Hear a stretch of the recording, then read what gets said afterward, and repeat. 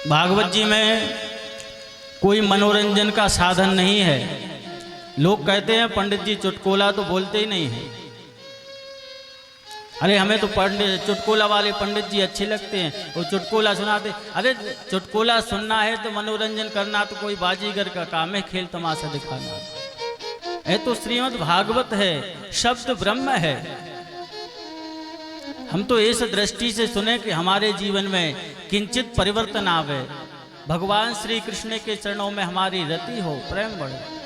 तो जो भी शास्त्र सम्मत श्रीमद् भागवत में लिखा होगा, हम अपनी मति के अनुसार इस कथा में आप लोगों को श्रवण कराएंगे। सच्चिदानंद रूपाय, भगवान का स्वरूप कैसा है? बोले सच्चिदानंद रूपाय, सत चित और आनंद। सत कहते हैं जो पहले भी सत्य था, आदि में भी सत्य है और अंत में भी सत्य रहेगा, उसको हम सत्य कहते हैं। और चित और आनंद, भगवान सत्स्वरूप हैं, चित स्वरूप हैं और आनंद स्वरूप हैं। आनंद की परिभाषा तो हमारे शास्त्रों में बड़े ही सुंदर रूपों में वर्णित की गई है। बोले आनंद किसे कहते हैं? क्या एसी कमरे में विश्राम करने का नाम आनंद है? क्या डल्लब पे शयन करने का नाम आनंद है? करोड़ों अरबों की संपत्ति जोड़कर समाज में प्रतिष्ठा पाना आनंद है? नहीं। दुनिया में सभी चीजों का उल्टा हो जाएगा। दिन का उल्टा रात्रि, विद्वान का उल्टा मूर्ख, सभी चीजों का उल्टा हो सकता है। विलोम शब्द सबका रहता है, पर आप आनंद का कभी कुछ उल्टा नहीं कर सकते। एक कहता महाराज आनंद का भी उल्टा हो सकता है। हमने कहा आनंद का उल्टा क्या करोगे? बोले आनंद का उल्टा निरानंद। अरे हमने कहा भैया आप चाहे निरा लगाओ, चाहे परम लगाओ, चाहे आनंद तो जैसे का तैसा रहेगा। निरानंद, परमानंद, आनंद तो जे कहते हो है। तो आनंद परमात्मा का स्वयं रूप है, परमात्मा के रूप का नाम आनंद है। इसलिए आनंद स्वरूप केवल परमात्मा ही है। ठीक है भैया, सत स्वरूप हो गए, चित स्वरूप हो गए और आनंद स्वरूप भी हो गए, पर वो करते क्या है परमात्मा? बोले विश्वोत्पत्त्यादि है तवे। भगवान विश्व की उत्पत्ति, पालन और सृजन तीनों के जो हेतु हैं। तापत्रय विनाशाय। ताप कितने प्रकार के होते हैं? त्रय, तीन प्रकार के ताप होते हैं, दैहिक, दैविक और भौतिक। तीन प्रकार के ताप हो गए। रामायण जी में भी लिखा है दैहिक, दैविक, भौतिक तापा राम राज्य काहू ही नहीं व्यापा। जब भगवान श्री रामचंद्र जी का राज्य था तो ये तीनों ताप किसी को नहीं सताते थे। दैहिक ताप हमारे शरीर से जो उत्पन्न ताप है, रोग व्याधि हो जाना शरीर से, हर प्रकार से सुखी है महाराज, पर हमारे शरीर में भगवान ने ऐसी पीड़ा दे दी कि हम उससे निवृत्त नहीं हो पा रहे। शरीर से कष्ट, शारीरिक कष्ट की प्राप्ति हो जाना है इस दुनिया में, उसको कहते हैं दैहिक ताप, जो हमारे शरीर से उत्पन्न होने वाला है। और दैविक ताप, जैसे अभी अनावृष्टि हो रही है, बरसात की जरूरत नहीं है, बरसात हो रही है। सांप बिच्छुओं के द्वारा काट देना, सता देना, कीड़ों के द्वारा सताना, इनको कहते हैं हम दैविक ताप। जो देवताओं के द्वारा प्राप्त होता है उसको हम दैविक ताप कहते हैं। और भौतिक ताप,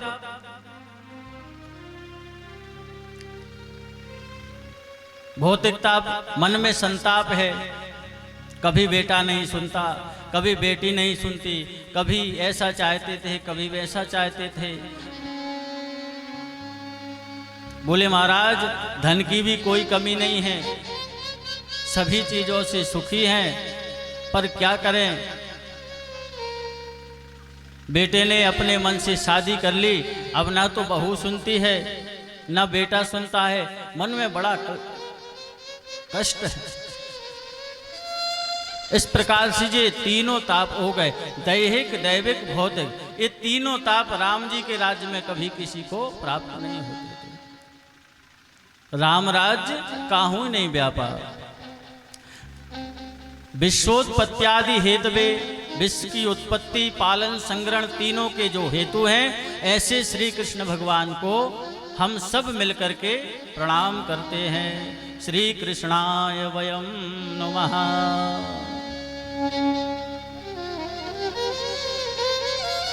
भगवान श्री सुखदेव जी का ध्यान करते हुए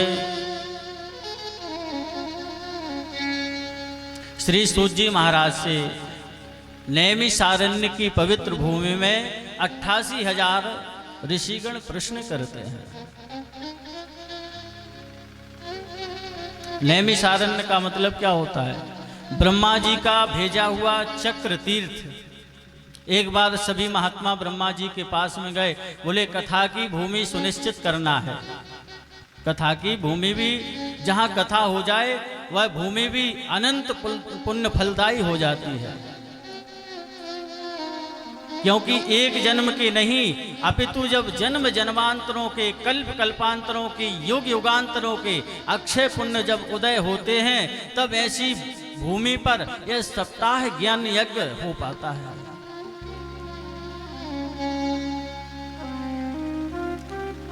तो सभी देवता ऋषि शौनकादिक ऋषियों के साथ में ब्रह्मा जी के पास में गए, बोले हमें कथा करवाना है। हम लोग तो 7 दिन कथा करवाते हैं, उनमें ना जाने कितने विरोधाभास हो जाते हैं। कभी कोई सोचता है ऐसा नहीं करना, कोई कहता है अरे भगवान ने, परमात्मा ने जब कथा की हमें प्रेरणा दी है, जिस समय हमारा मन हो जाए कि हमें कथा सुनना है, उसी समय तत्काल, यदि करवा नहीं सकते तो उसमें विघ्न भी नहीं बनना चाहिए। और जो भगवान की कथा में विघ्न बनते हैं, उनके समस्त जितने भी हमारे ग्रामवासियों के सभी लोग कह रहे, उनके समस्त पाप जाकर के उसके सर पर बैठ जाते हैं। बोलो राधे राधे। जय श्री कृष्ण और राधे राधे जरूर बोलना चाहिए, क्योंकि कुंभकर्ण की पत्नी श्रीमती निद्रा देवी है, तो बीच बीच में वो व्यवधान ना डाले, इसलिए जय श्री कृष्ण जरूर बोलते रहें। और बहुत ध्यान से सुनने की कथा है। आप लोगों को विशुद्ध भागवत जी का श्रवण कराएंगे यहाँ से। माताओं को तो बड़ी सुविधा हो जाती है, क्योंकि घूंघट में पता नहीं चलता, और सब लोगों पर तो हमारी दृष्टि रहती है कौन खर्राटे बजा रहा है, पर माताओं को तो घूंघट में पता नहीं चलता कब 3 घंटे के खर्राटे बज गए। बोलो राधे राधे।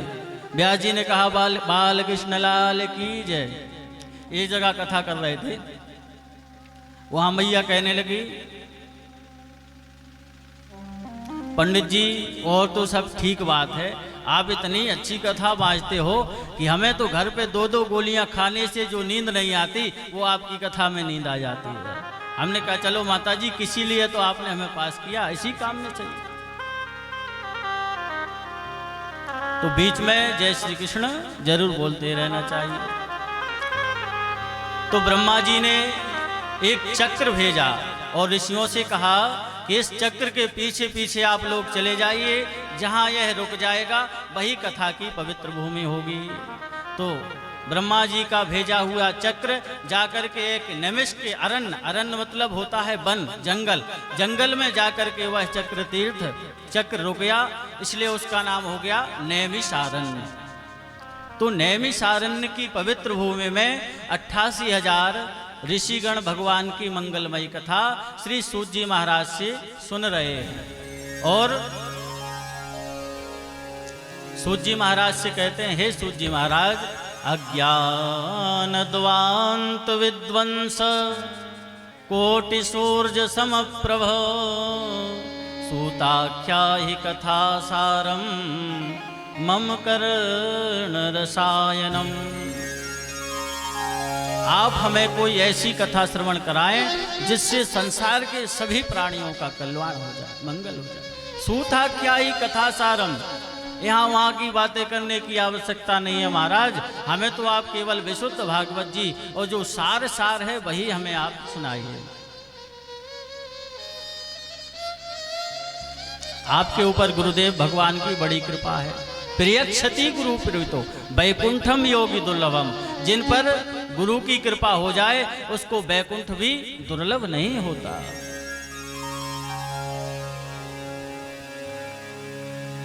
एक बार धौम ऋषि थे। धौम ऋषि उन्होंने ज्योतिष के बड़े प्रकांड विद्वान थे, ज्योतिष बहुत अच्छा जानते थे।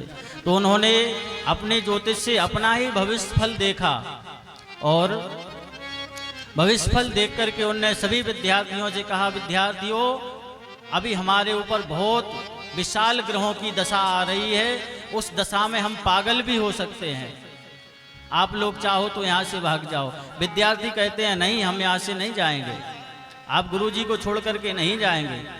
तो बोले आप लोग जानो, हमारे ऊपर तो ग्रहों की दशा आ रही है और इतनी खतरनाक दशा है कि हम पागल भी हो सकते हैं। विद्यार्थी नहीं माने, बोले गुरुजी की सेवा करेंगे। अब जैसे ही वो दशा उनके ऊपर आई तो गुरुजी की वास्तव में इतनी विकराल स्थिति हो गई कि वो कभी किसी विद्यार्थियों को पत्थर मार देते, किसी को काट लेते हैं, किसी को कुछ कर देते हैं। सभी विद्यार्थी छोड़ करके आश्रम भाग गए, पर एक नहीं भागा, वो गुरुजी की सेवा करता। नाम था सांदीपनी। गुरुजी को स्नान कराया तो गुरुजी ने उठा के बाल्टी सर पे मार दी। गुरुजी ने कभी काट लिया कभी। अब जैसे ही उनके 12 वर्ष पूर्ण हो गए तो गुरुजी अपनी ज्यों की त्यों स्थिति में आए और आकर के उन्होंने कहा क्यों और सभी विद्यार्थी कहाँ गए? तो उसने पूछा गुरुजी आप स्वस्थ हैं? बोले हाँ हम स्वस्थ हैं। बोले गुरुजी आप ऐसा ऐसा करते थे तो सभी विद्यार्थी छोड़ करके भाग गए। तो बोले आप क्यों नहीं भागे? बोले गुरुजी हम चाहे अपने प्राणों का भी परित्याग कर देते पर आपको छोड़ करके नहीं जाते। गुरुजी प्रसन्न हो गए और गुरुजी ने कहा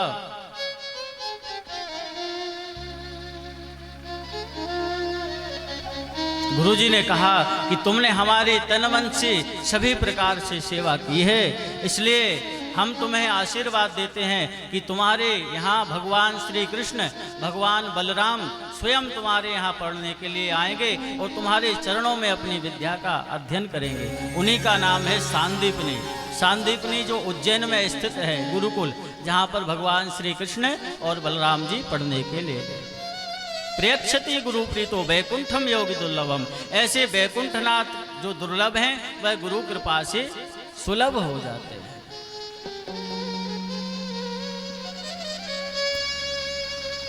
हे सूत जी महाराज, आप लोग आपके ऊपर गुरु की कृपा है। श्री सूत जी महाराज सुनकर के प्रसन्न हो गए और प्रसन्न होने के बाद में उन्होंने सूत जी से कहा ऋषियों अब मैं तुम्हें मंगलमयी भगवान की कथा श्रवण कराता हूं।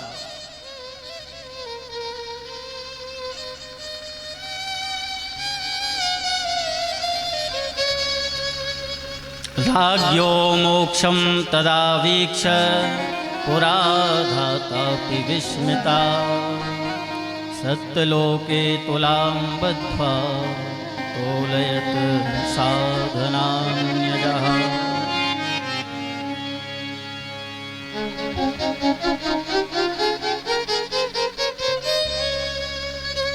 श्री सूत जी महाराज सभी ऋषियों को कथा श्रवण कराते हुए कहते हैं एक बार नारद जी सत्संग की इच्छा के लिए सर्वत्र भ्रमण कर रहे थे। इस मृत्यु लोक के अलावा सत्संग का आनंद तो कभी कहीं है नहीं।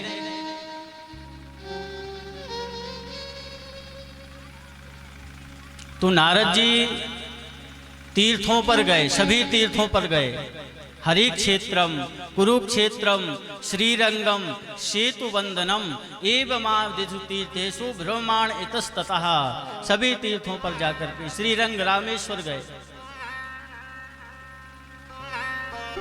उन्होंने देखा कि तीर्थों में जाकर के उनको आनंद नहीं आया, उनके मन को शांति नहीं हुई। तो उन्होंने सोचा चलो अब संतों के पास ही चलते हैं। तो संतों के पास गए तो पाखंड निरता संता, संत भी पाखंड परायण होते जा रहे हैं। संतों की परिभाषा बदल गई है।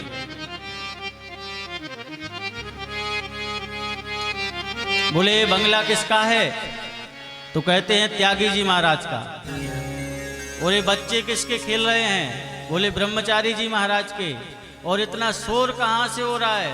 बोले मौनी बाबा के आश्रम से। ये संतों की स्थिति है। मौनी बाबा है और इतना शोर हल्ला वहां से हो रहा है।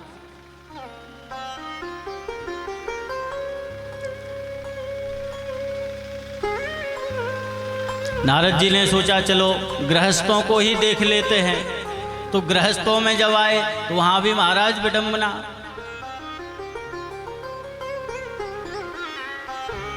घर में नई बहू की चलती है, बाबा दादी को कौन पूछे। श्याल को बुद्धिदायका। जब कोई कार्य होता है घर में तो बड़ों से सलाह नहीं ली जाती। बोले श्याल को बुद्धिदायका। ससुराल से साले साहब को बुलाते हैं। बोले वो जो कहेंगे वही होगा। तो ऋषियों ने कहा नई बहू की चलती है तो नई बहू की चलनी चाहिए। पर बोले फिर भी कलह मचा है। दंपति नाम च कलकनम।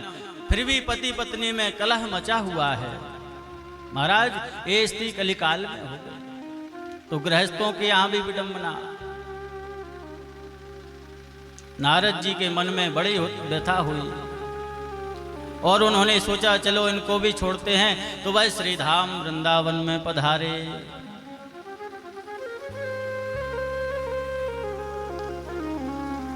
यह सब देख करके नारद जी ने सोचा क्या करें। तो जब गए तो सत्संग की इच्छा से नारद जी जा रहे हैं। जाते जाते बद्रीनाथ पहुंच गए। वहां चारों भैया सनत कुमारों से उनकी भेंट हो गई। वृंदावन में भी उन्होंने एक आश्चर्य देखा कि एक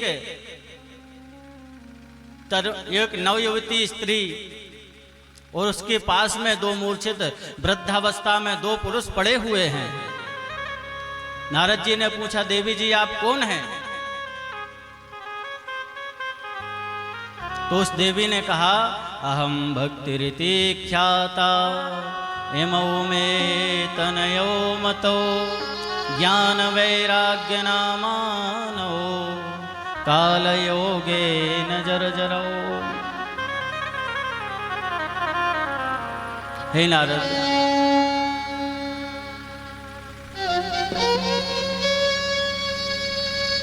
हमारा नाम है भक्ति और जो हमारे यहाँ पड़े हुए हैं दोनों वृद्ध पुरुष हैं। एक का नाम है ज्ञान और दूसरे का नाम है वैराग्य। समय की विडंबना देखो कि माँ तो नवयुवती बनी बैठी है और पुत्र दोनों वृद्धावस्था को प्राप्त हो गए।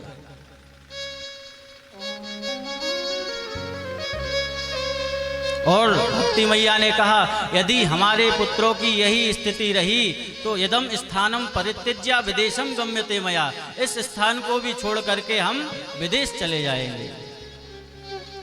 नारद जी ने कहा मैया आप ऐसा मत करो। आज सभी का ध्यान विदेश की ओर है। चाहे वो कोई कथावाचक हो चाहे कोई संत महात्मा हो। जब तक 2-4 देशों का परिभ्रमण वो नहीं कर ले तब तक उसे संतप्त की प्राप्ति नहीं होती। नारद जी ने कहा माताजी आप ऐसा मत कीजिए, आप रुक जाइए। वो बोले हम आपके पुत्रों को स्वस्थ करने का प्रयास करेंगे। और नारद जी ने वेदों का पाठ किया, स्तोत्रों का पाठ किया, गीता तो बार बार सुनाई पर चेतना भी नहीं आई दोनों में। ज्यों के त्यों वृद्धावस्था में पड़े। अब नारद जी को बड़ी चिंता हुई। तभी भविष्यवाणी हुई व्योम वाणी तदैवा भून मार्षे खिद्यतामिति। अरे नारद जी सत्कर्म करो तभी ज्ञान वैराग्य का बुढ़ापा दूर होगा, कोई संत समझाएगा। अब नारद जी ने भी सोची, आकाशवाणी ने भी बात गोलमाल करी कि कोई संत समझाएगा सत्कर्म करो। अब कौन सत्य समझाए। अब छोटे मोटे संतों से पूछा तो उन्होंने कहा नारद जी के पुत्र हो महाराज और सारे ब्रह्मांड में आपकी गति है, मैं आपको कैसे समझा सकता हूं।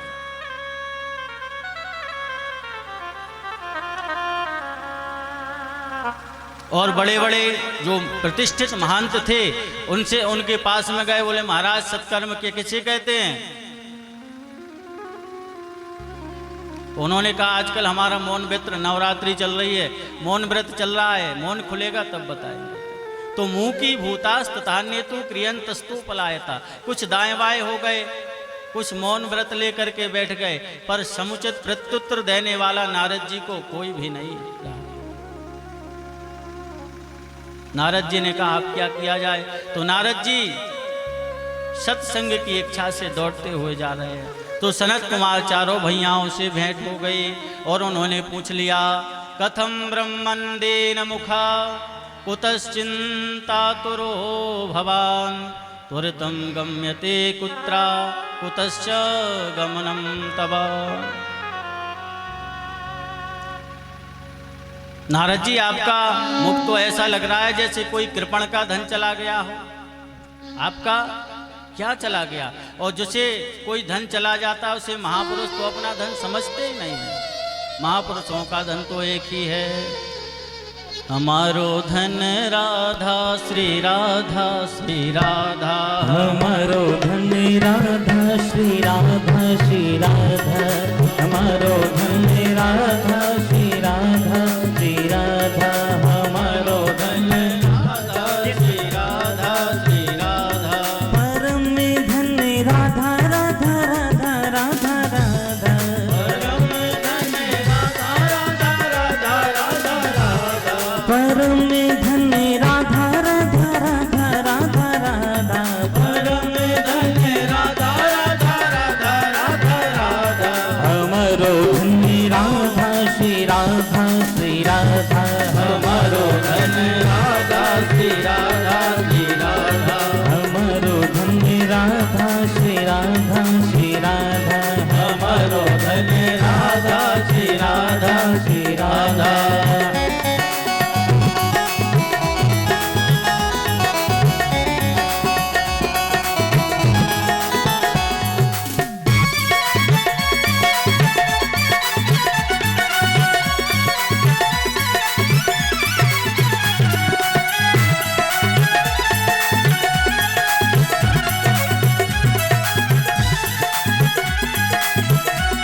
रसिकी धन राधा राधा राधा राधा राधा, रसिक धन राधा राधा राधा राधा राधा, रसिकी धन राधा राधा राधा राधा राधा, रसिक धन राधा राधा राधा राधा राधा। बरसाने वाली राधा श्री राधा श्री राधा, बरसाने वाली राधा श्री राधा श्री राधा, हमारो धन राधा श्री राधा श्री राधा, हमारो धन राधा श्री राधा श्री राधा, हमारो धन राधा श्री राधा श्री राधा, हमारो धन राधा श्री राधा श्री चलो राधा। हाथ उठा के मस्ती में झूमते हुए।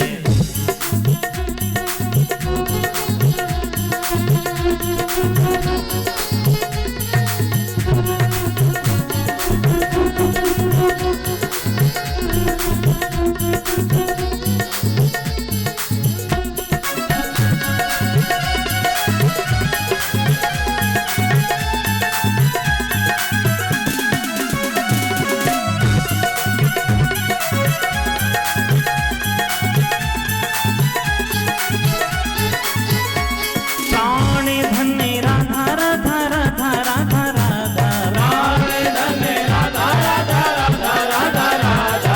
देखिए ये जो तबला बज रहा है एक मरे हुए बंदर की खाल का बज रहा है। तो हम तो अभी जिंदा बैठे हैं भैया, तो तालियों की सेवा रुकनी नहीं चाहिए। तालियों की सेवा करते हुए देखो पीछे कैसे ऐसा लग रहा है जैसे सो रहे हैं लोग। इधर आगे आगे को आके बैठना चाहिए। भाई इतना डर क्यों लग रहा है भागवत जी से? आगे को आकर बैठो, थोड़ा पांडाल भी भरा भरा लगेगा। आगे को आइए आप लोग, आगे को बैठे और दोनों हाथ मस्ती में झूमते हुए। हमारो धन राधा श्री राधा श्री राधा, हमारो धन राधा श्री राधा श्री राधा, बरसाने वाले राधा श्री राधा श्री राधा, बरसाने वाली राधा श्री राधा श्री राधा।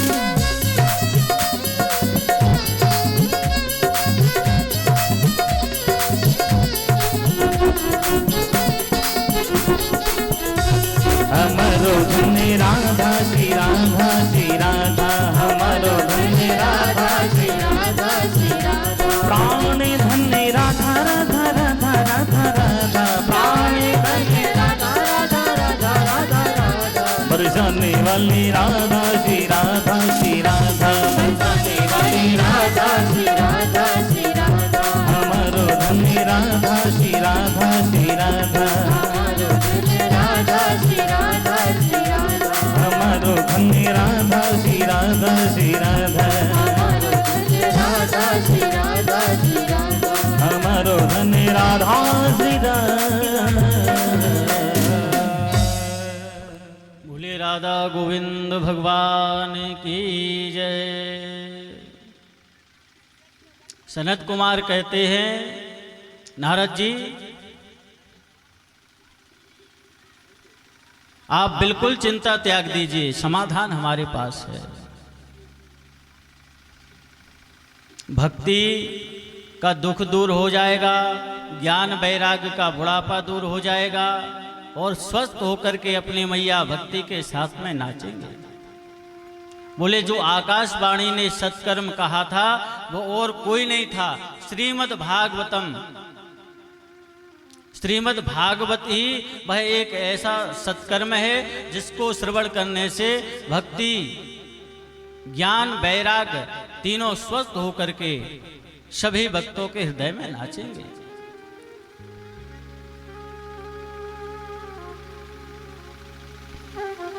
नारद जी ने कहा, महाराज भागवत जब हमने वेद सुनाए तो जब वेदों से ही कुछ नहीं हुआ तो वेदों की व्याख्या करने वाले ग्रंथ से क्या होगा। बहुत ध्यान देने की आवश्यकता है। ध्यान से आप यदि कथा श्रवण करेंगे तो कथा समझ में आएगी।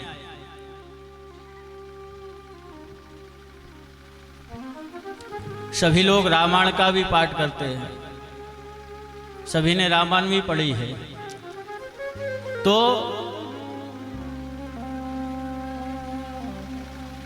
सनत कुमार जी कहते हैं कि बढ़िया बढ़िया घी में पूड़ियाँ सेकते सेकते घी खत्म हो जाए तो कोई कहे बाकी की पूड़ियाँ दूध से निकाल लीजिए, क्योंकि दूध से ही तो घी निकला है। तो दूध से पूड़ियाँ नहीं निकलेंगी। जो काम घी करता है वो दूध नहीं कर पाएगा। इसी प्रकार वेद है ब्रह्म, उनका पका हुआ फल ही तो श्रीमद् भागवत है, परिपक्व फल श्रीमद् भागवत है। इस प्रकार से अनेक दृष्टांतों से, अनेक दृष्टांत देकर के जब सनत कुमारों ने नारद जी को समझाया तो नारद जी की बात समझ में आ गई और नारद जी कहने लगे, भाग्योदयेन बहुजन्म समर्जितेन सत्संगमं च लभते पुरुषो यदा वै। एक जन्म का नहीं अपितु जन्म जन्मांतरों के, कल्प कल्पांतरों के, युग युगांतरों के अक्षय पुण्य फल जब हमारे उदय होते हैं तब श्रीमद् भागवत कथा श्रवण में रुचि हो पाती है, अन्यथा नहीं हो पाती। ये ऐसे भगवत पूर्ण अनुष्ठान भगवान गोविंद की कृपा से ही होते हैं। और आप लोग महापुरुषों का दर्शन ऐसे ही थोड़ी हो जाता है। नारद जी ने कहा हम भगवान की कथा श्रवण करेंगे। बोले हम कथा कहाँ करें? बोले गंगा द्वार समीपे तो तटमानंद नामकम, हरिद्वार में जाकर के हमें कथा श्रवण करना चाहिए। तो हरिद्वार की पावन भूमि कथा के लिए चयनित हो गई और सनत कुमार जी कथा करने लगे। नारद जी श्रोता बनकर के, परीक्षित बनकर के बैठ गए और कथा श्रवण कर रहे हैं। और नारद जी ने भक्ति मैया अपने दोनों पुत्र ज्ञान और वैराग्य को लेकर के सभी श्रोता समुदाय के मध्य में आ गई और कहा कि अहम को तिष्ठामि, हम कहाँ पर जाकर के बैठे। बोले जो भी श्रोता समुदाय भगवान की कथा श्रवण कर रहा है, निरंतरम वैष्णवमानसानि, उन्हीं के हृदय में जाकर के आप विराजमान हो जाइए। दोनों पुत्रों के साथ में भक्ति मैया श्रोता समुदाय के मध्य में विराजमान हो गई। अब नारद जी ने प्रश्न किया, क्या भागवत जी के श्रवण करने से ज्ञान वैराग्य का बुढ़ापा दूर हो जाता है? ये तो अच्छी बात है। क्या किसी के पापों का भी शोधन हो सकता है? क्या किसी के पाप भी कट सकते हैं? कोई पापी व्यक्ति श्रीमद् भागवत सुनने से तर सकता है क्या? यदि तर सकता है तो कैसे कैसे पापी भागवत जी को श्रवण करके तर रहे हैं? नारद जी के प्रश्न। सनत कुमार जी कहते हैं कैसे कैसे पापी तर जाएंगे, ये प्रश्न ही छोड़ दो। हम तो ये कहते हैं जिन्होंने जीवन पर्यंत पाप कर्म किया और पाप कर्म करते करते जिनकी मृत्यु हो गई और मृत्यु होने के बाद यदि भूत प्रेत भी बन जाए, भूत प्रेत योनियों में भी पड़ा हो कई जन्मों से, यदि उसके नाम से भी भागवत जी करा दो तो भी उसका परम कल्याण हो जाता है। ये ऐसी मंगलमयी। नारद जी कहते महाराज गजब कर दिया आपने तो। जीते जी की बात छोड़ दो, मरने के बाद भूत बनने प्रेत बनने के बाद भी भागवत श्रवण करने से कैसे मुक्ति हो जाएगी, ये तो हमारे गले नहीं उतरती बात। क्या कोई प्रमाण है? बोले हाँ एक प्रमाण है। तब बड़ा ही सुंदर प्रमाण सनत कुमारों में नारद जी को स्मरण कराया। तुंगभद्रा तटे पूर्वम, एक तुंगभद्रा नाम का तट है जहां पर एक उत्तम नगर है। उत्तम नगर में एक पंडित जी रहते हैं, पंडित आत्मदेव शर्मा। एक बात बहुत ध्यान देने की है, कथाओं में हमेशा वर्णन आएगा, या तो ब्राह्मणों का आएगा, एक गरीब ब्राह्मण था, चाहे कहीं भी ले लो। सत्यनारायण भगवान की कथा में भी सुनते हैं सभी लोग, एक गरीब ब्राह्मण था। और भी कई पुराणों में एक ब्राह्मण था, इतिहास में एक ब्राह्मण था, गरीब था। कहने का मतलब कि भगवान ने ब्राह्मणों को सिर्फ भगवान का भजन करने के लिए ही चयनित किया था। पहले ब्राह्मण केवल भगवान का भजन ही करते थे, ब्राह्मण भगवान का भजन करते थे। क्षत्रिय अपनी भुजाओं से सारे समाज की रक्षा करते थे। वैश्य जो बनिया होते हैं वो व्यापार करके सभी समाज का भरण पोषण करते थे। और जो अंत्यज होते हैं वो सभी की जातियों की सेवा कर अपना कल्याण करते थे। चातुर्वर्णम मया दृष्टम गुण कर्म विभागशा, ये चारों वर्ण भगवान ने अपने गुण और कर्मों के अनुसार मनुष्यों के लिए बनाए हैं।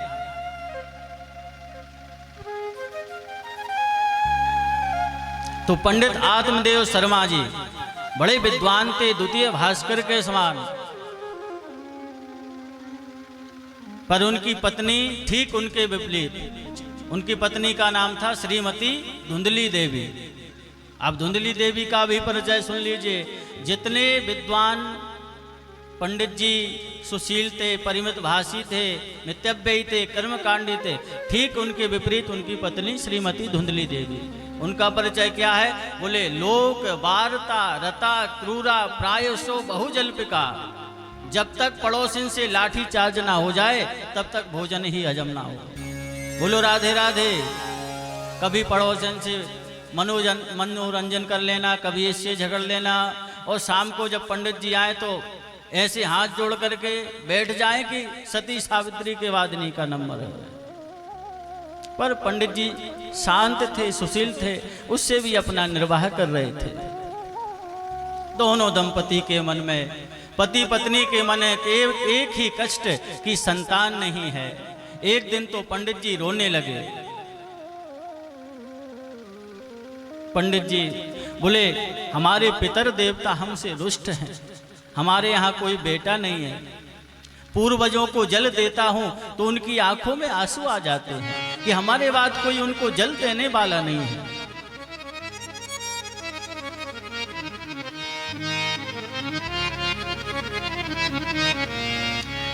एक हमारे यहाँ तुलसी का बिरवा भी है, जल देता हूँ पर अभी तक उसमें वो भी सूख जाता है। गैया बंदी है, वो भी बांझ है। अब पड़ोसियों का आना शुरू हो गया पंडित जी के यहाँ। बोले तुम्हारे यहाँ कोई संतान नहीं है, इसी पाप की वजह से तुम्हारे यहाँ गाय बांझ हो गई है और तुलसी का बिरवा सूख गया है, इस पेड़ में फल नहीं होते हैं। तुम्हारे पाप कर्म में तुम्हारे पूर्वज तुमसे प्रसन्न नहीं है। अब तो यदि पड़ोसी अच्छे मिल जाएं तो कल्याण होता है, और ज्यादा अच्छे मिल जाएं तो उखाड़ कर ही फेंक दें। बोलो जय श्री कृष्ण।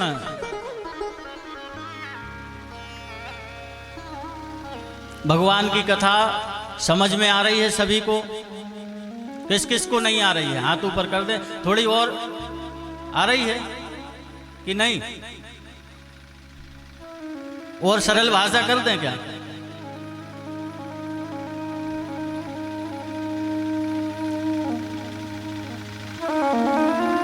तो निवेदन कर रहे थे, पंडित जी के मन में बड़ा दुख है कि हमारे यहाँ कोई बेटा नहीं है। यदि बेटा हो जाए तो कल्याण हो जाए। तो एक दिन तो पंडित जी घर छोड़ करके, गृहम त्यक्त्वा, संस्कृत में घर को ग्रह कहते हैं, गृहम त्यक्त्वा, घर को छोड़ करके वन चले गए। वन में जाकर के रहने लगे। वन में जाकर के उस वृक्ष के नीचे बैठ करके पंडित जी आंसू बहाने लगे, रोने लगे। वहां से एक संत जी निकल के जा रहे थे। तो एक चेहरा होता है, एक कैमरा होता है, जो कैमरा चल रहा है एक कैमरा होता है। 1 मिनट में समझ में आ जाता है कि व्यक्ति कितना विद्वान है, कितना मूर्ख है, ये क्या चाहता है। ज्यादा समझने की आवश्यकता नहीं है। वहां से एक संत जी निकल पड़े और संत ने देखा कि ब्राह्मण देवता आंसू बहा रहे हैं, जरूर भगवान के लिए रो रहे होंगे, चलो कुछ इनका मार्गदर्शन करते हैं। संत जी पहुंच गए। बोले कथम ब्रह्मंदेन मुखा। अरे ब्राह्मण देवता आप क्यों रोते हो? कौन सी चिंता तुम्हें सता रही है? कथम रोदसी विप्रत्तुम काते चिंता बलियसी। कौन सी चिंता तुम्हें सता रही है? पंडित जी ने देखा एक संत सहानुभूति दिखा रहे हैं, तो और संत के निकट जाकर के मुक्त कंठ रोने लगे। बोले महाराज हमारे यहाँ कोई संतान नहीं है, इसी पाप की वजह से हमारे घर में एक वृक्ष, तुलसी का वृक्ष सूख जाता है। हमारे यहाँ एक फलदार वृक्ष है, वो भी गैया भी बांझ है। हमारे यहाँ कोई बेटा नहीं है, इसलिए हमारे यहाँ सब ऐसे ही। संत जी ने मन में ओहो, हम तो सोच रहे थे जरूर भगवत प्राप्ति के लिए कोई जिज्ञासु है, कुछ मार्गदर्शन करे। संत जी समझाने लगे, ब्राह्मण सुनो, क्या बेटा बेटियों के चक्कर में रोते हो? राजा सगर का नाम सुना है? सगर के 60,000 बेटे थे। यदि बेटा होने से कल्याण होता तो सबसे पहले राजा सगर का कल्याण होता। 60,000 बेटा, एक ने भी क्या किसी ने सुख दिया सगर को? इतिहास पढ़ा होगा आपने। क्या गारंटी है कि तुम बेटा हो जाने से सुखी हो जाओगे? शास्त्र कहता है एके नापि सुपुत्रेणा मूर्खाश्च शतान्यपि। यदि घर में एक बेटा हो और बुद्धिमान हो तो वो 100 मूर्ख बेटों से श्रेष्ठ होता है। जिस प्रकार एक चंद्रमा होता है तो अनेक तारागण भी प्रकाश नहीं कर पाते, पर वो चंद्रमा से हम सब प्रकाशित हो जाते हैं। इसी प्रकार से यदि हमारे कुल में एक बेटा है तो एक बेटा यदि अच्छा निकल गया तो सारे कुटुंब की 21 पीढ़ियों को तार देगा। तो हम बेटे की याचना क्या इसलिए करते हैं कि वो हमारी खोपड़ी में एक डंडा मारेगा, खोपड़ी फट जाएगी, 1 लोटा घी भर देगा। इसी के लिए याचना करने के लिए हम बेटा की याचना करते हैं। और यदि वो नालायक निकल गया तो 1000 लोटा घी भी भर देगा तो भी तुम्हारा कल्याण नहीं हो पाएगा।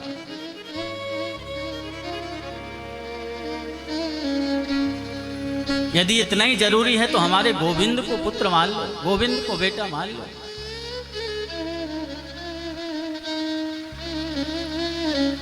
ब्राह्मण देवता ब्राह्मण देवता कहने लगे, महाराज जी सुनो, ये प्रवचन देना तो हमें भी बहुत आता है, हम भी पढ़े लिखे हैं, प्रवचन ही करते हैं हम, हमें भी प्रवचन करना आता है, ये प्रवचन।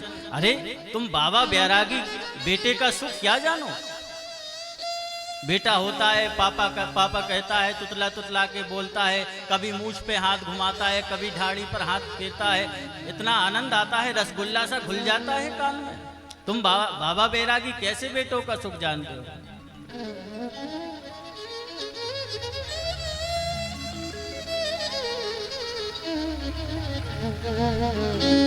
महात्मा जी ने कहा, ब्राह्मण देवता हमने तुम्हारी मस्तिष्क रेखा को पढ़ लिया है। क्या लिखा है महाराज? बोले तुम्हारी मस्तिष्क रेखा में तो लिखा है, सप्त जन्मा बधी तब पुत्रम नैव च नैव चा। एक जन्म की बात छोड़ दो, 100 जन्मों तक भी तुम्हारे कोई पुत्र सुख नहीं है, 7 जन्मों तक भी कोई पुत्र सुख तुम्हें प्राप्त नहीं होगा। पंडित जी ने सर उठाया और जोर से पत्थर पर दे मारा। संत जी कहते, अरे ब्राह्मण क्या कर रहे हो, मर जाओगे। बोले मरने तो मैं बैठा ही था, मैं तो इसी जन्म के लिए मर रहा था, तुमने 7 जन्मों का हिसाब और सुना दिया हमें। अब या तो मुझे बेटा दो, नहीं तो अब की बार इतनी जोर से सिर पटकूंगा कि मैं तो मर ही जाऊंगा, पर आपको भी ब्रह्म हत्या जरूर लगेगी। संत जी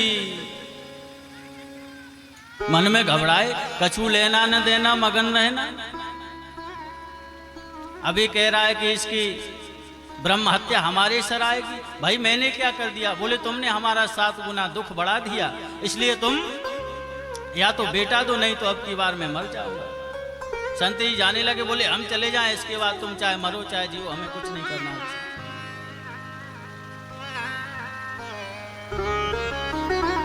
ब्राह्मण जी ने चरण पकड़ लिए, बोले बिल्कुल भागने नहीं दूंगा।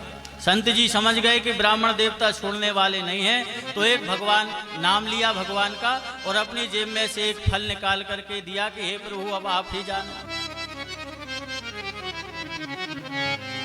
फल निकाल करके पंडित जी को दे दिया।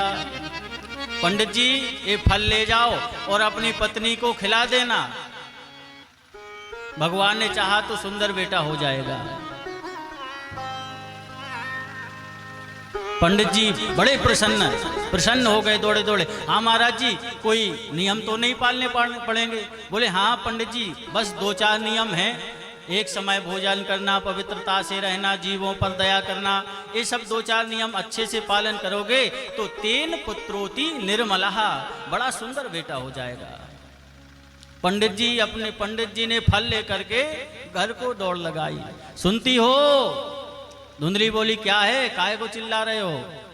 अरे बोले देखो कितना सुस्वाद फल लाया हूं, बागेश्वर धाम से लाया हूं, जल्दी खा लो, पालोगी तो बेटा हो जाएगा।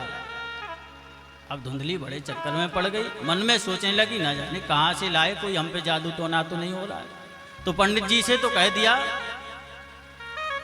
महाराज फल हम अभी पवित्र होकर के नहा धो करके पूजा पाठ करके तब खाएंगे। हाँ हाँ ठीक कहा, पर खा जरूर लेना। हाँ बिल्कुल खा लेंगे। इस प्रकार पंडित जी चले गए और आस पड़ोस में जा करके सभी से कहने लगे, अब देखना 9 महीने बाद हमारे घर में भी किलकारियां गूंजेंगी। और इधर धुंधली फल लेकर के बैठी है, खाऊं क्या ना खाऊं, खाऊं कि ना खाऊं। इतने में आ गई पड़ोसन, बोले अरे बहन धुंधली, ये बैठे बैठे क्या सोच रही है? बोले बहन आज मैं बड़े चक्कर में पड़ गई, न जाने कहाँ से एक फल लेकर के आ गए और कहते हैं कि इस फल को खा लो तो बेटा हो जाएगा, संत ने दिया है। पड़ोसिन बोली हाँ तो संत का प्रसाद है, पालो, यदि संत ने कहा है तो जरूर हो जाएगा। धुंधली बोली तो क्या इस फल को खाने से सच में बेटा हो जाएगा? बोले हाँ सच में। तो यदि मेरे पेट में बेटा होगा तो मैं कमजोर नहीं हो जाऊंगी, मेरा भोजन कम नहीं हो जाएगा। और यदि मैं कमजोर हो जाऊंगी, भोजन कम हो जाएगा तो मैं कमजोर हो जाऊंगी। और यदि मैं कमजोर हो गई तो मेरे घर का काम कौन करेगा? बोले पड़ोसन बोली ये कोई बड़ी बात नहीं है बहन, अपनी ननद को बुला लेना। जब ननद बुआ बनती हैं तो उस समय पर बुलाना ही पड़ता है उनको। और इससे अच्छा है कि 4 महीने पहले से ननंद को बुला करके खूब काम करवाओ और बधाई के नाम पर जो बने सो दे करके विदा करो। धुंधली बोली, अरे बहन तू मेरी ननंद का नाम मत लेना, वो महाचोटी है, 4 महीने में तुम मेरा घर ही साफ कर जाएगी, उससे तो अच्छा है कोई नौकरी रख लूंगी। हाँ हाँ बहन, जैसा तुझे अच्छा लगे कोई नौकर से काम करवा लेना, पर फल तो खा ले। तो बोले हमने ऐसा सुना है, अरे हमारे पेट में बच्चा हो जाएगा तो गांव में आग लग जाएगी या घर में तो सब दूर खड़े होंगे, तदा में मरणम भवेत, दैवात घाटी प्रजेत ग्रामे पलायत गर्भिणी कथम। गर्भिणी स्त्री कहाँ भाग करके जाएगी, घर में आग लग गई तो सब तो दूर जा करके खड़े हो जाएंगे, हम कहाँ भाग करके जाएंगे। पड़ोसी समझाने लगी, ए ऊँट पटांग धुंधली, क्या तू सोच रही है, ऐसा कुछ नहीं होता। तो बोले ठीक है चलो फल तो हम खा ही लेते हैं, पर मैंने ऐसा सुना है कि सुखदेव जी महाराज माँ के पेट में 12 वर्ष तक रहे, क्या सच बात है? पड़ोसी ने कहा बहन सुना तो हमने भी ऐसा है। तो बोले यदि मेरा बच्चा 2-4 महीने ही रह गया तो तदा में मरणम भवे, मैं तो बिना मौत के ही मर जाऊंगी। अब तो बेचारी पड़ोसी ने समझा उजा करके उसकी तो बुद्धि खराब कर दी। उसने कहा धुंधली तेरी बुद्धि में जो आए सो कर, और वो तो समझा करके बेचारी चली गई। अब धुंधली ने सोचा क्या किया जाए। दूसरे दिन इसकी बहन इसके यहाँ मिलने के लिए आ गई, तो बहन को भी सारी कहानी सुना दी। बोले ऐसी ऐसी बात है बहन, तो बहन ने और माथा खराब कर दिया।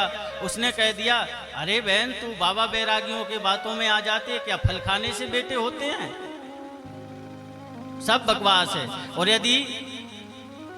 यदि तुझको सच्चाई थोड़ी भी मालूम पड़े तो तू इस फल का उपयोग अपनी गैया पर क्यों नहीं करती, वो भी तो देखे बांझ बंधी हुई है इतने दिन से, उसको भी तो फल खिला के देखे। क्योंकि वैज्ञानिक लोग सबसे पहले पशु पक्षियों का पर ही रिसर्च जो कुछ भी वो करते हैं रिसर्च, तो पशु पक्षियों पर करते हैं। तू भी अपनी गैया को फल खिला के देख, और तू अपनी चिंता मत करना, मेरे यहाँ 1 दर्जन बच्चे हैं और अब पेट में भी 1 बच्चा है, अब की बार जो बच्चा होगा वो तुझे ही दे दूंगी, और थोड़ा सा पैसा दे देना, हम अपने पति का मुंह बंद कर देंगे। धुंधली अपनी बहन की बातों में हो गई प्रसन्न, बहन हो तो ऐसी,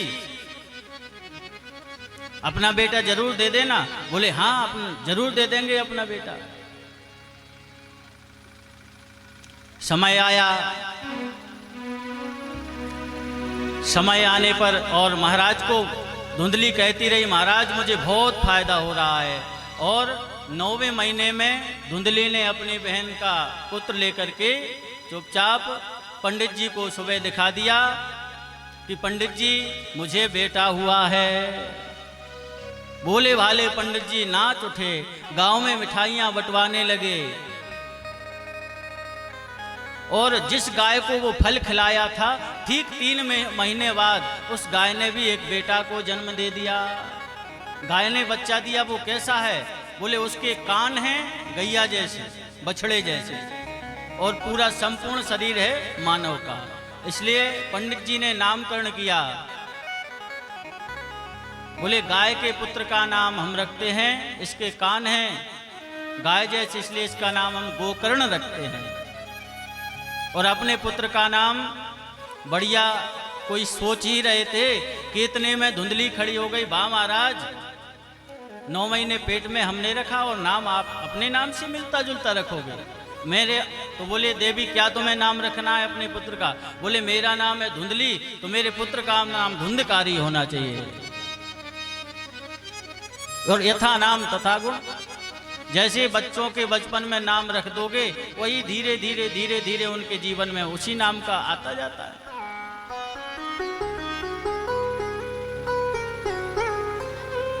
अब चिंटी पिंटी टूटी बंटी रिंकी पिंकी, इन नामों से क्या फायदा है?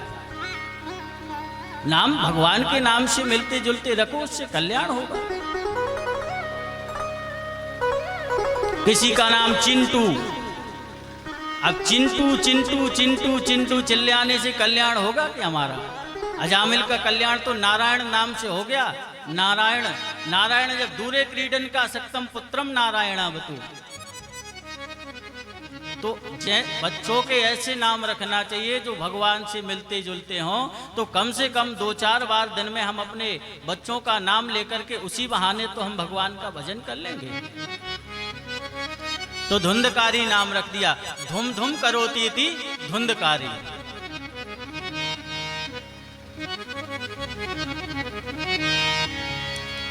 दोनों बालक बड़े हुए तो ख्याति तो दोनों ने भी प्राप्त की, पर एक हुआ विख्यात, दूसरा हुआ कुख्यात। गोकर्णा पंडितो ज्ञानी धुंधकारी महाखला। गोकर्ण बहुत बड़े पंडित बन गए और धुंधकारी महान खल बन गया।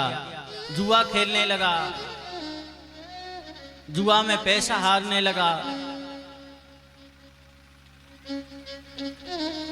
मां को मारने लगा, पिता को सताने लगा।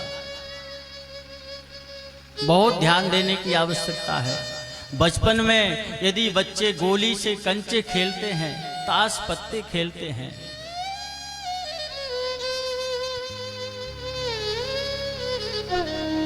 तो समझ जाना चाहिए शुरुआत हो गई। उसी स्थान से हमें समझ जाना चाहिए कि बच्चे हमारी किस दिशा में जा रहे हैं। क्या ये गलत दिशा का चुनाव तो नहीं कर रहे?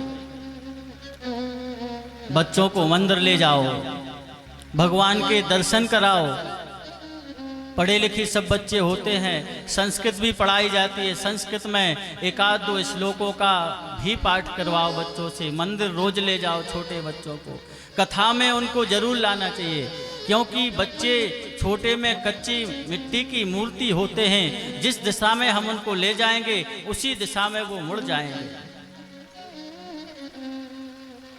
पंडित जी से गलती हो गई, सोचा एक ही तो है, सुधर जाएगा, और नहीं सुधार पाए। आज पंडित जी दुखी होकर के कहते हैं, तूने मेरे मंदिर जैसे घर को नरक का अड्डा बना दिया। जगह जगह शराब की बोतलें पड़ी हैं, मांस के टुकड़े पड़े हैं, एक ब्राह्मण के घर को नरक का अड्डा बना दिया तूने।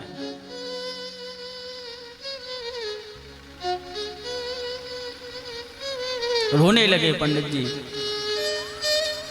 तो अपने पिता से कहता है, आप चुप रहिए, आपकी बुद्धि सटिया गई है। आप 60 साल के ऊपर हो गए, इसलिए सटिया गई है आपकी बुद्धि। हम जो करते हैं तो ठीक ही करते हैं।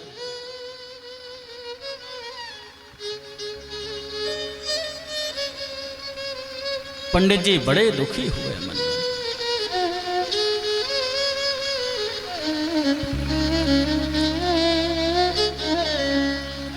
मनुष्य का जीवन क्षण भंगुर है।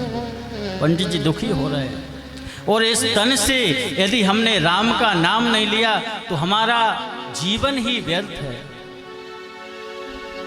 ना राम नाम लीनो तो डूब के मर जा रे चुल्लू भर पानी में। तो डूब के मर जा रे चुल्लू भर पानी में। ना राम नाम लीनो तन भरी जवानी में। ना राम नाम लीनो तन भरी जवानी में। तो डूब के मर जा रे चुल्लू भर पानी में। तो डूब के मर जा रे चुल्लू भर पानी में।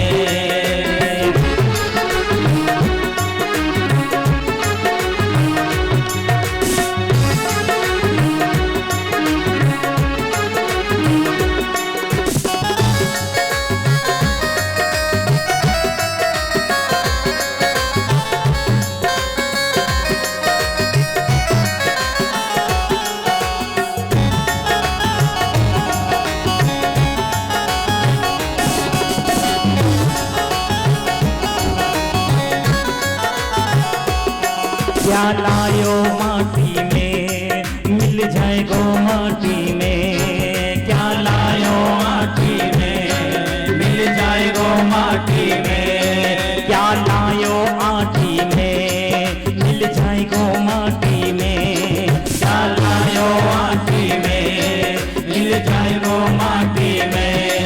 एक दिन काया तेरी कस जाएगी काठी में। काया तेरी जाएगी काटी में। पानी को बबूला है, पानी को बबूला है, मिल जाएगा पानी में। तू डूब के, तू डूब के, तू डूब के मर जा रे उल्लू भर पानी में। तू डूब के मर जा रे उल्लू भर पानी में। ना कृष्ण नाम लीनो दिन भरी जवानी में। ना कृष्ण नाम लीनो हाथ भरी जवानी में। तू डूब के मर जा रे उल्लू भर पानी में। तू डूब के मर जा रे उल्लू भर पानी में।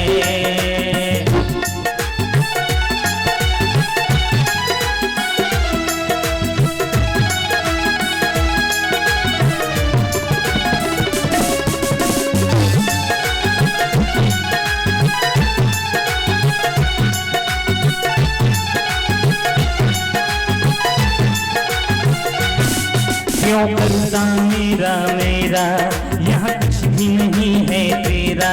क्यों करता मेरा मेरा यहाँ कुछ भी नहीं है मेरा। एक दिन होगा भैया तेरा मरघट पे डेरा। एक दिन होगा भैया तेरा मरघट पे डेरा।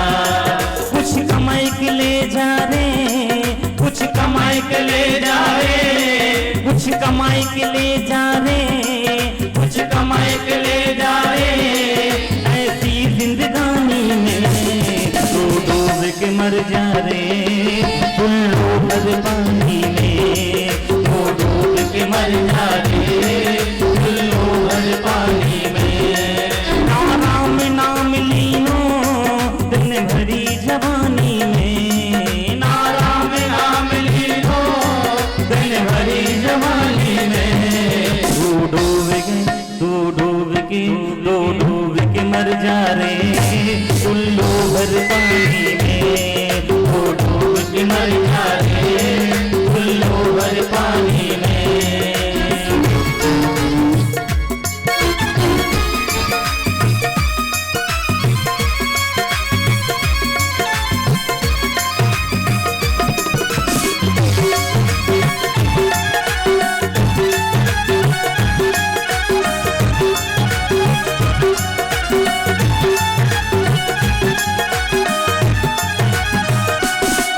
कर सच्ची भक्ति है, भक्ति में शक्ति है। कर सच्ची भक्ति है, भक्ति में शक्ति है। या भक्ति से प्रिया मिल जाएगी मुक्ति है।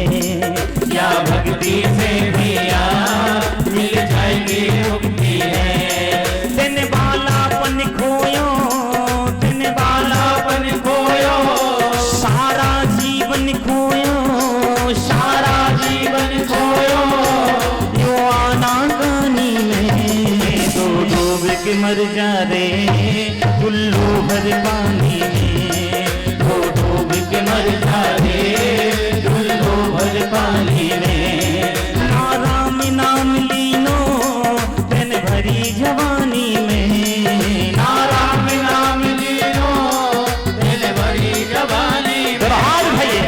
डूब के मर जा रे उल्लू भर पानी में।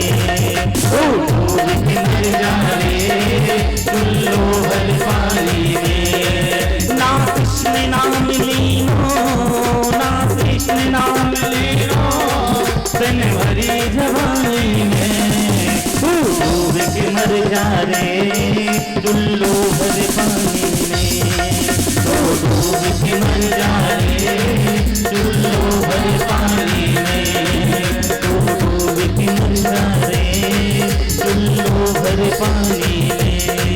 डूब के मर जा रे उल्लू भर पानी में।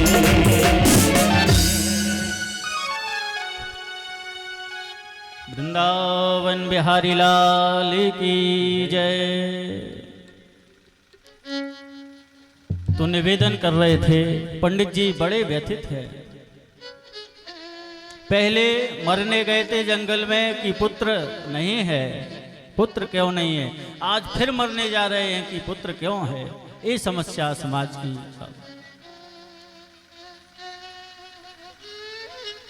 आज पुत्र के दुर्गुणों ने पंडित आत्मदेव शर्मा, आत्मदेव पंडित जी को इतना व्यतीत कर दिया कि अपने प्राण त्यागने के लिए फिर जंगल में जाने लगे।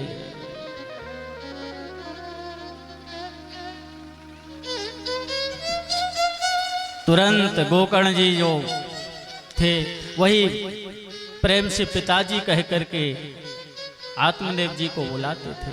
उन्होंने बुलाया और हाथ पकड़ के अपने पास में बैठाया और 2 श्लोकों में ऐसा सार गर्भित ज्ञान दिया कि पंडित जी का कल्याण हो गया। देहेस्तिमांस रुधिरे भीमतिम त्यजत्वम जाया सुतादिषु सदा ममतां विमुञ्च पश्यानिशं जगदिदं क्षणभङ्गनिष्ठं वैराग्यरागरसिको भवभक्तिनिष्ठः। पिताजी, ये जब शरीर ही हमारा नहीं है तो शरीर के नाते हमारे कहाँ से हो जाएंगे। शरीर की स्थिति पर बार बार विचार करने से हमारी जो देह में आसक्ति है वो देहासक्ति छूट जाती है। शरीर में क्या है? बोले मांस, मेद, मज्जा, स्नायु, बद्धम, मांथम, शोणित, लेपतम। इस अनित्य मांस से, मेद से, मज्जा से ऐसी अनित्य काया है बनी हुई है। इसमें बढ़िया ऊपर से डेंटिंग पेंटिंग कर दी, शरीर चमचमाने लगा। अरे सुबह जो भोजन बनाते हैं, दोपहर में भोजन बनाते हैं, दूसरे दिन वो भोजन बुझ जाता है, सड़ जाता है। तो हमारा ये उस भोजन से बना हुआ हमारा शरीर ये कब तक चलेगा? ऐसे अनित्य शरीर को पाकर भी यदि हम भगवान की भक्ति ना करें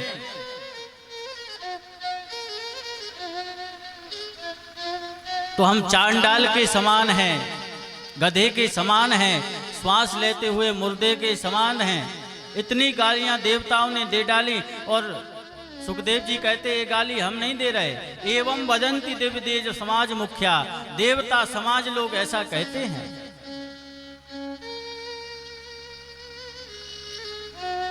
बहुत ही सुंदर सार गर्भित 2 श्लोकों में गोकर्ण जी को बहुत ही सुंदर ज्ञान दिया और अपने गोकर्ण जी से ज्ञान लेकर के पंडित जी तो जंगल में भजन करने के लिए चले गए और श्रीमद् भागवत जी के 10वें स्कंद का पाठ करके अपना आत्म कल्याण कर लिया पंडित जी ने।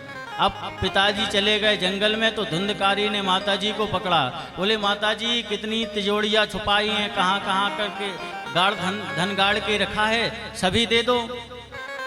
माँ कहती है बेटा सब तो ले गया, अब बचा ही क्या है घर में। तो माँ को मारने लगा। कुवित्तम तिष्ठति ब्रूहि अनिश्चय लत्या न चेत। माँ को कहता है जलती हुई लकड़ी से बुरी तरह पीटेंगे, धन देती है कि नहीं। तो माँ को भी बड़ा कष्ट हुआ। उसने सोचा वे दुष्ट मुझे जरूर मारेगा और एक दिन रात में विचार किया और कूपे पातः कृतौ रात्रौ तेन सा निधनम गतः।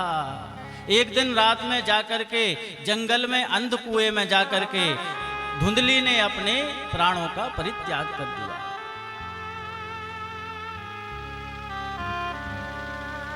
विचारणीय बात है। पिताजी जंगल में चले गए, माँ जो थी वो कुएं में जाकर के मर गई।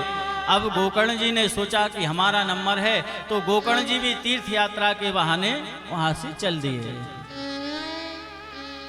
जंगल में। बोले भाई हम भगवान का भजन करने तीर्थ यात्रा करने के लिए जा रहे हैं।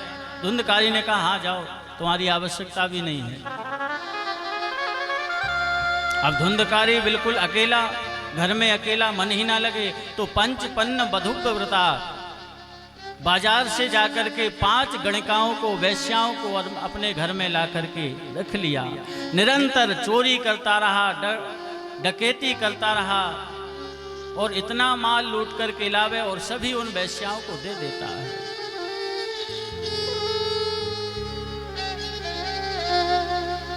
एक दिन तो रात्रि में इतनी चोरी करके इतना धन लेकर के आया, राजमहल का धन था महाराज। तो उन वेश्याओं ने सोचा कि इससे धन तो हमने बहुत लूट लिया है, बहुत ले लिया है, और आज यह इतना धन लेकर के आया है, और कल यदि राजा को पता चलेगा कि हमारा धन धुंधकारी ने चुरा लिया है, तो धुंधकारी के साथ में हम लोगों को भी जेल की हवा खानी पड़ेगी। इसलिए बहन, धन तो हमने बहुत ले लिया है, अब इसको भी ठिकाने लगाओ और जिंदगी भर आराम करो। तो रात्रि में नशा में पड़े हुए धुंधकारी को तो उन वेश्याओं ने वही पलंग से बांध दिया और गला दबाकर जोर से मारने लगे। तो वह चिल्लाने लगा, तो एक दौड़ करके गई और चूल्हे से जलते हुए अंगार लेकर के आई और गोकर्ण जी के उसके धुंधकारी के मुख में ठूस ठूस करके रख दी। तप्तांगार समूहाश्च तन्मुखे विचिक्षुपो अग्निज्वालाति दुखेन। अग्नि की ज्वालाओं से दुखित होकर के वह धुंधकारी उसने प्राण त्याग दिए। मरे हुए धुंधकारी को वहीं जमीन में गड्ढा खोद करके गाड़ दिया और धन का बंटवारा करके पांचों वेश्याएं अपने अपने घर को चली गई।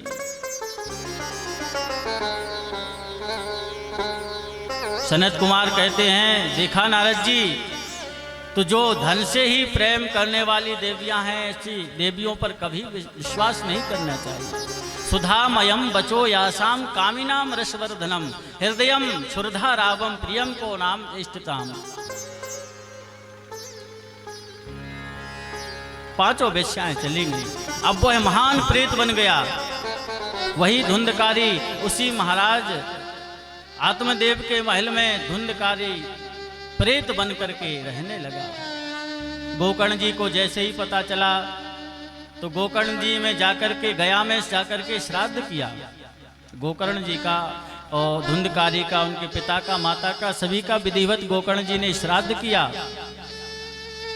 और अब सोचा कि अब जाकर के घर की स्थिति देखते हैं क्या कैसा है।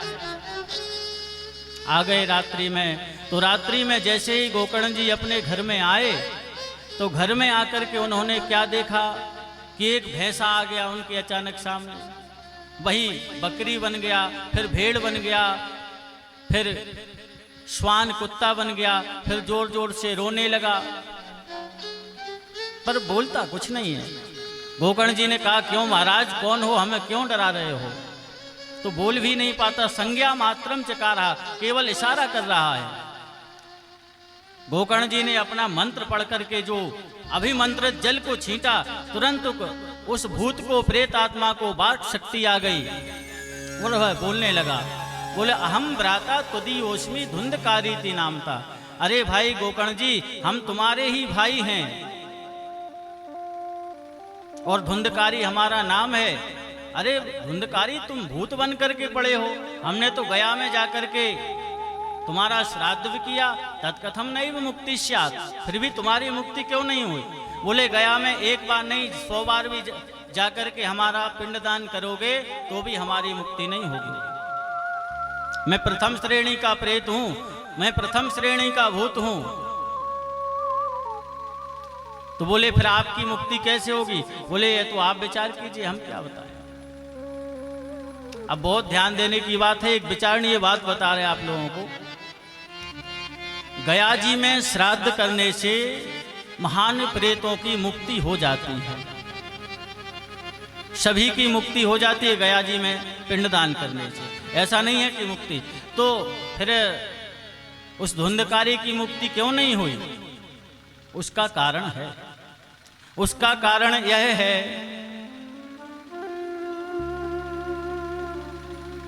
कि जो गोकर्ण जी थे, उन्होंने आत्मदेव के गोत्र को लेकर के, उन्हीं के गोत्र का उच्चारण करके गया जी में जाकर के पिंडदान किया। उसी गोत्र के हिसाब से धुंधकारी का भी किया। अब धुंधकारी आत्मदेव का पुत्र था ही नहीं, वो तो धुंधली की बहन का पुत्र था। अब ना जाने धुंधली की बहन कौन से गोत्र में थी। तो यहाँ गोत्र का भेद हो जाने के कारण, पक्का नहीं होने के कारण कि इसी गोत्र का है, और श्राद्ध किया, इसलिए उसकी धुंधकारी की मुक्ति नहीं हुई। इसलिए जो भी प्रेतात्मा पूर्वज होते, हमें पता नहीं होता कौन से गोत्र के कौन है, तो उनके नाम से ही हम श्रीमद् भागवत जब कराते हैं तो उनको परम गति प्राप्त होती है। तो धुंधकारी ने कहा, ये तो आप सोचिए कि महाप्रेत की मुक्ति कैसे होगी। गोकर्ण जी ने कहा, भाई धुंधकारी अभी तुम चले जाओ, हम तुम्हारी मुक्ति का उपाय अवश्य करेंगे। और दूसरे दिन भगवान सूर्य नारायण को गोकर्ण जी ने जल दिया और उनसे पूछा कि महाप्रेत की मुक्ति कैसे होगी हे भुवनवासकर सूर्य। तो सूर्य ने कहा, श्रीमद् भागवतम सप्ताहम वाचनम कुरु, श्रीमद् भागवत का सप्ताह पारायण अपने भाई को कराओ तो इसकी मुक्ति हो जाएगी।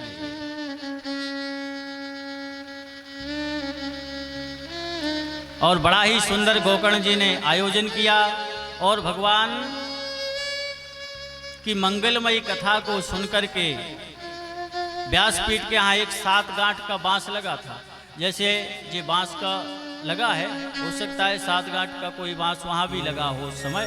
तो बाताहारामी जीवा जो प्रेत होते हैं, तो प्रेतों का शरीर तो होता नहीं है, वायु प्रधान होते हैं, हवा उनको उड़ा ले जाए यहाँ से वहाँ, वहाँ से यहाँ। तो जैसे ही गोकर्ण जी ने प्रेत का आवाहन किया कि हे धुंधकारी, हम तुम्हारे लिए भागवत कर रहे हैं, तुम आकर के भागवत जी को सुनो, तो वह धुंधकारी बांस के वृक्ष में आकर के बैठ गया और वहाँ जाकर के उसने बैठ करके भगवान की कथा सुनी। तो प्रथम दिन की कथा में प्रथम ग्रंथि चटक गई, दूसरे दिन की कथा संपन्न होते ही बांस की दूसरी गांठ चटक गई, तीसरे दिन की कथा होते ही तीसरी ग्रंथि चटक गई।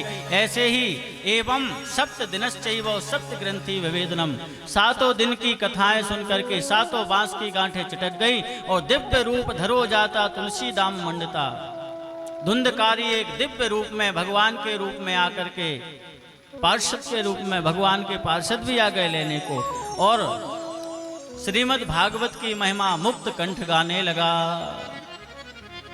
धन्या भागवती वार्ता प्रेत पीड़ा विनाशिनी। ये धन है श्रीमद् भागवत की कथा जिसने महाप्रेत की मुक्ति कर दी।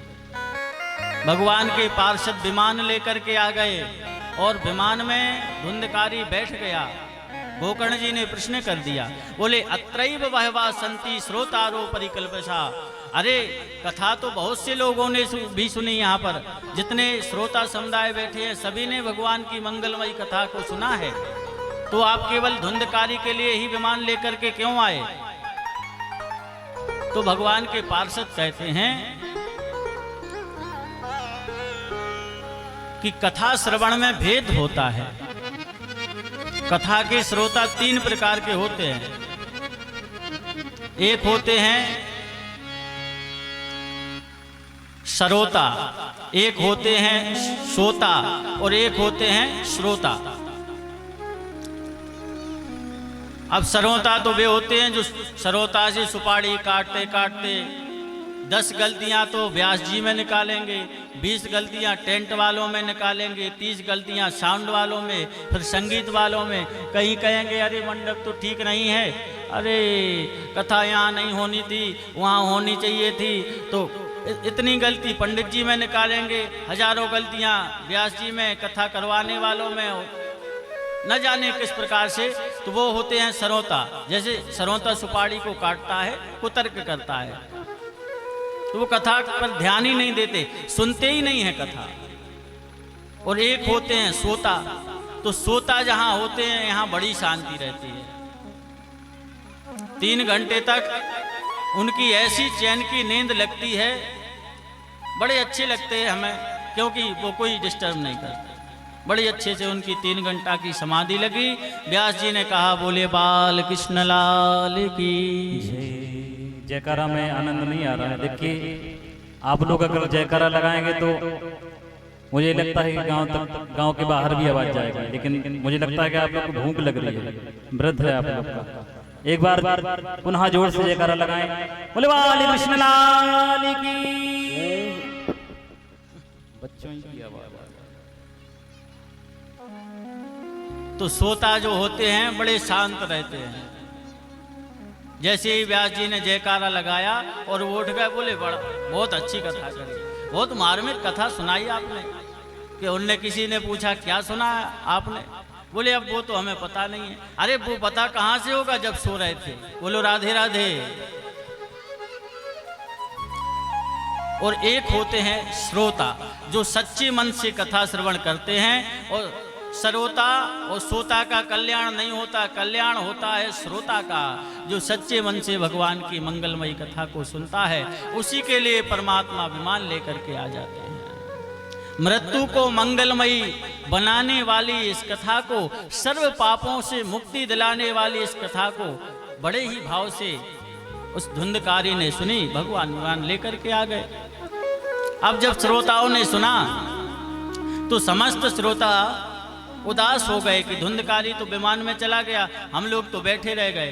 तो अब गोकर्ण जी ने कहा कि अब की बार भगवान की फिर कथा करेंगे। और पुनः आषाढ़ मास में एक और आयोजन करवाया भागवत जी का। अब तो श्रोता समुदाय इतने सजग थे कि अब की बार भगवान की मंगलमयी कथा को बहुत ध्यान से सुनेंगे। और सभी श्रोताओं ने भगवान की कथा को श्रवण किया। तो जितने श्रोता उतने विमान लेकर के भगवान स्वयं आ गए। और धुंधकारी को हृदय से लगा करके कहते हैं, धुंधकारी तू तो मेरा ही रूप हो गया।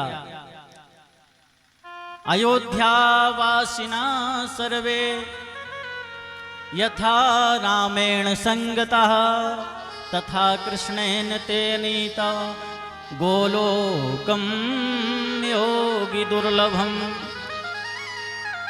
जैसे अयोध्यावासियों के साथ में, अयोध्यावासी राम जी के साथ में सभी चले गए, राम जी के साथ में अवधवासी चले गए, कृष्ण के साथ में सभी यदुवंशी चले गए, ऐसे ही गोकर्ण जी के साथ में सभी श्रोता समुदाय गया।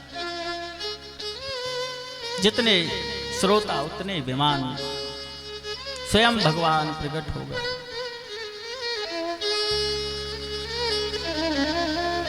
अब नारद जी ने प्रश्न किया, आपकी मंगलमयी कथा बहुत ही सुंदर है और इससे महाप्रेत की भी मुक्ति हो जाती है, ज्ञान वैराग्य का बुढ़ापा भी दूर हो जाता है। अब ये बताइए कि इसमें खर्चा कितना आता है, कितना खर्चा आता है, कैसे इस भागवत जी को, सभी के वश की बात तो है नहीं कथा करना, क्या क्या जरूरतें होती।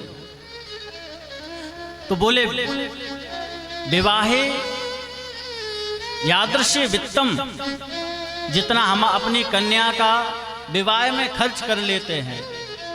अब अपनी कन्या का विवाह हर व्यक्ति, गरीब व्यक्ति अपनी सामर्थ्य के अनुसार करता है, पैसे वाले अपनी सामर्थ्य के अनुसार करते हैं। तो जितना अपनी कन्या के विवाह में खर्च आता है उतना श्रीमद् भागवत में खर्चा आता है। सनत कुमार जी कह रहे हैं, ठीक है महाराज, खर्चा तो अपनी जगह है। और ये बताइए कि कैसे भागवत जी को सुनना चाहिए, क्या क्या नियम पालने पड़ते हैं, कैसे सुने, उपवास करना क्या जरूरी है।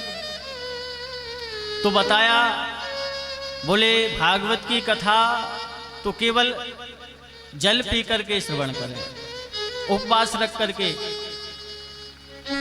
तो बोले जल पी करके रखना तो संभव नहीं है। तो बोले एक टाइम फलाहार कर लो, फलाहार करके भगवान की कथा सुनो। तो बोले महाराज 15 दिन में एक बार एकादशी आती है और एकादशी नाम की एकादशी है। भगवान की कृपा से ऐसे ऐसे 56 व्यंजन बनते हैं कि पूछो ही मत।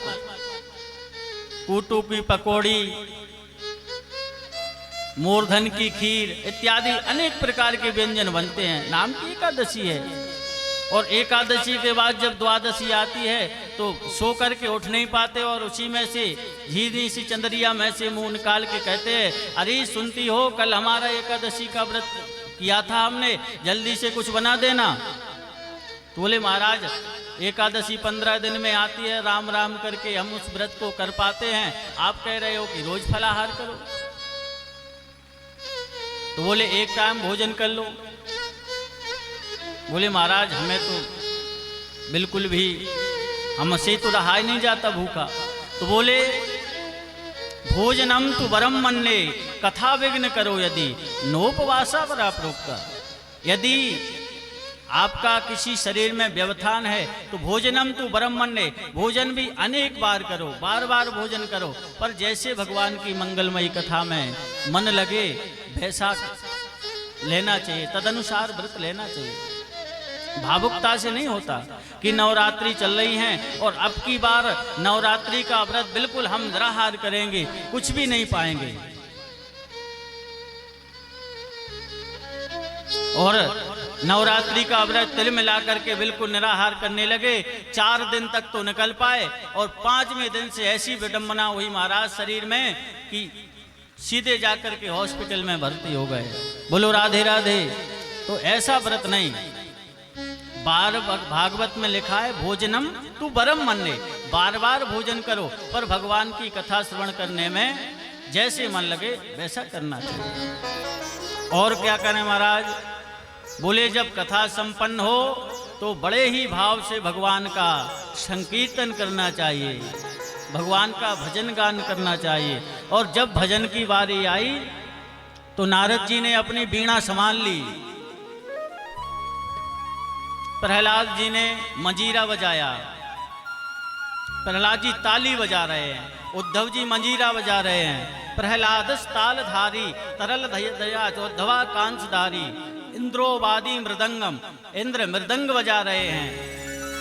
और देवर्षि नारद वीणा पर राग छेड़ दिया मालकोस। प्रहलादस तालधारी तरल गतितया चौद्धव कांसधारी इंद्रोवादीन मृदंगम तरल गतितया चौद्धव कांसधारी वीणाधारी स्वर ऋषि स्वर कुशलतया राग करता अर्जुनो भू इंद्रोवादीन मृदंगम जय जय सुकरा कीर्तने ते कुमारा। सनत कुमार जी कीर्तन करने लगे। आइए हम सब लोग मिलकर के भागवत जी का संकीर्तन करते हैं, भजन करते हैं। इसके बाद यथामति के अनुसार वाणी को विराम देते हैं। शेष चर्चा कल के सत्र में भागवत जी में, यह भागवत जी की महात्म की कथा आपको श्रवण कराई। अभी भागवत जी शुरू नहीं होगी, भागवत जी का प्रारंभ तो कल से होगा। आज भागवत जी का आपने महात्म श्रवण किया। और महात्म, जब तक हमें किसी व्यक्ति के महात्म का मतलब होता है महत्व, जब तक हम उस व्यक्ति को जानेंगे नहीं तो उसका महत्व हमें पता नहीं चलेगा। इसलिए सर्वप्रथम महात्म की चर्चा हम आप सबने श्रवण की। अब सभी लोग बड़े भाव से भगवान का संकीर्तन करेंगे। कीर्तन करने के बाद में प्रसाद लेकर के और भगवान की आरती करके फिर अपने घर को प्रस्थान करेंगे। नारायण नारायण नारायण नारायण नारायण नारायण नारायण नारायण नारायण केशव नारायण नारायण नारायण नारायण नारायण नारायण केशव नारायण नारायण नारायण नारायण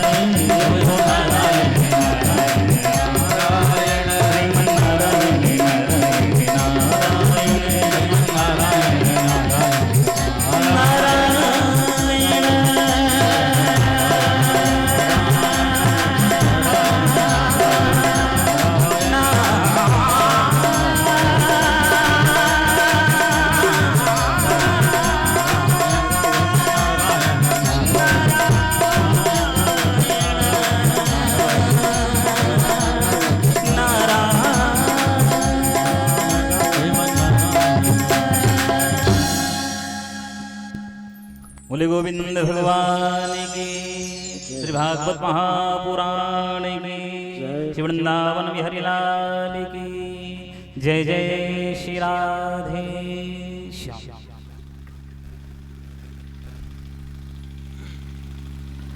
सभी भाव से भगवान की आरती करेंगे अपने स्थान पर खड़े होकर के। और कल सभी समय का ध्यान रखें, और जो भी भागवत कथा में यजमान बनना चाहते हैं तो हमारे जो पंडित जी लोग हैं उनसे संपर्क करें, और सप्ताह ज्ञान यज्ञ में डुबकी लगा करके अपने जीवन को धन्य बनावें, कृतार्थ करें।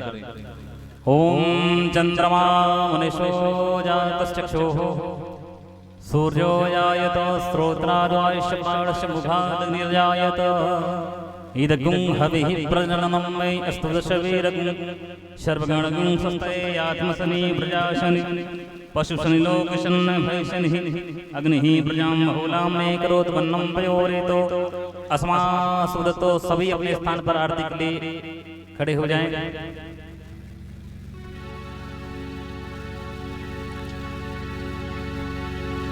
जो भी भागवत जी की आरती करना चाहता है आरती कर सकते हैं। भैया एक आध दो थाली और बना लिया करो, नहीं है इधर नीचे दे दिया करो।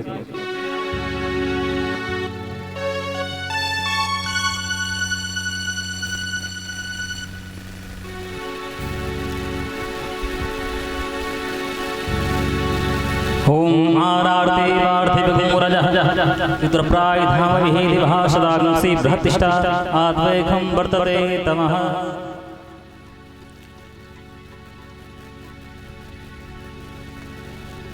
श्रीवांकी विहरी तेरी आरती गाऊं, बांकी विहरी तेरी आरती गाऊं, बांकी विहरी तेरी आरती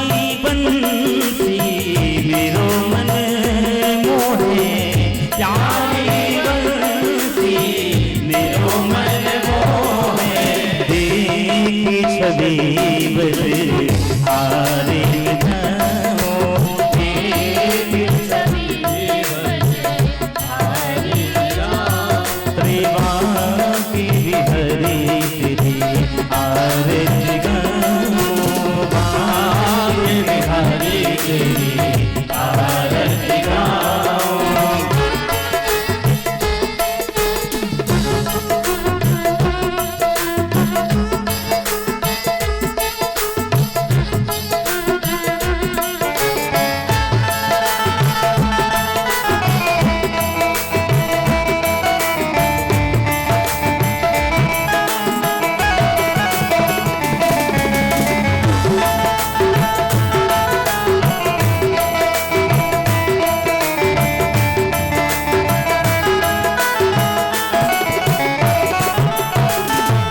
चरणों से निकली है गंगा प्यारी, चरणों से निकली है गंगा प्यारी, जिसने सारी दुनिया तारी, जिसने सारी दुनिया तारी, ले उन्हें चरणों में शीश नवाओ,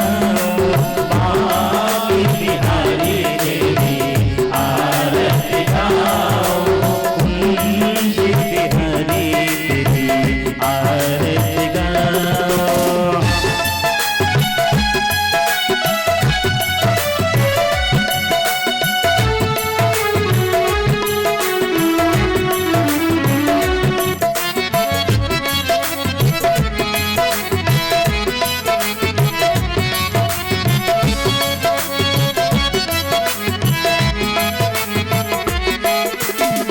श्री हरिदास के प्यारे तुम हो, श्री हरिदास के प्यारे तुम हो, मेरे मोहन जीवन धन हो, मेरे मोहन जीवन धन हो, बार बार में दर्शन पाओ,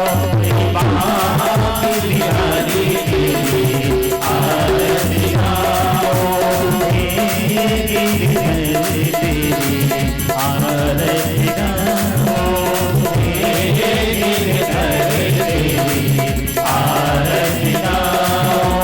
कर्पूर गौरम करुणावतारम संसारसारम भुजगेन्द्रहारं सदा वसन्तं हृदयारविन्दे भवं भवानी सहितं नमामि। मन्दारमाला पुलिकालिकाले कपालमाला कृतशेखराय नित्यम्भराय जगदम्बराय नमः शिवाय नमः शिवाय। दोनों हाथ उठाइए। हरे कृष्ण कृष्ण कृष्ण हरे हरे, हरे राम राम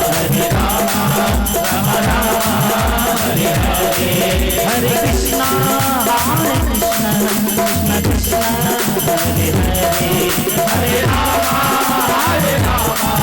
राम राम हरे हरे, हरे कृष्ण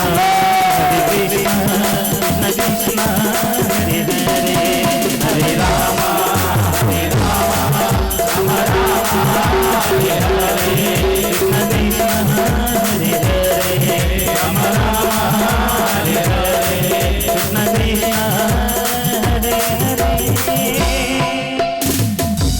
जलेन शीतलीकरणं देवादिवन्दनम् आरोग्यादिवन्दनं मन्त्रपुष्पाञ्जलिः।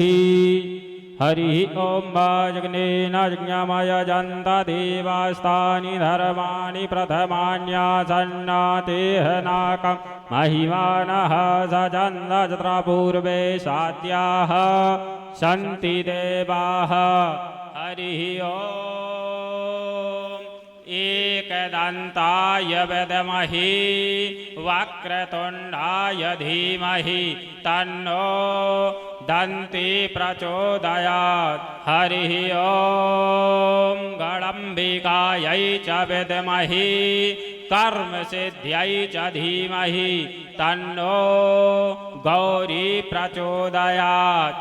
हरिः ॐ नन्दनन्दनाय विद्महे यशोदानन्दनाय धीमहि तन्नो कृष्णा प्रचोदयात् हरिः ॐ वृषभानुजायै च विद्महे कृष्णप्रियायै च धीमहि तन्नो राधा प्रचोदयात् नानासुगन्धपुष्पाणि यथा कालोद्भवानि च पुष्पाञ्जलिर्मया दत्त्वा गृहाणः परमेश्वरः पुराणपुरुषोत्तमाय नमः मंत्रपुष्पांजलि समर्पयामि। बोलो भागवत महापुराण की, वृंदावन बिहारी लाल की, व्यास नारायण भगवान की, शंकर भगवान की, हनुमान जी महाराज की।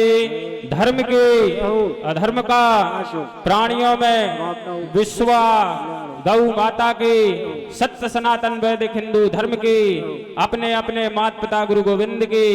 नमः पार्वती पताये हर हर हर महादेव। बाबा विश्वनाथ की जय। कल सभी समय का ध्यान रखें। कथा 2 बजे से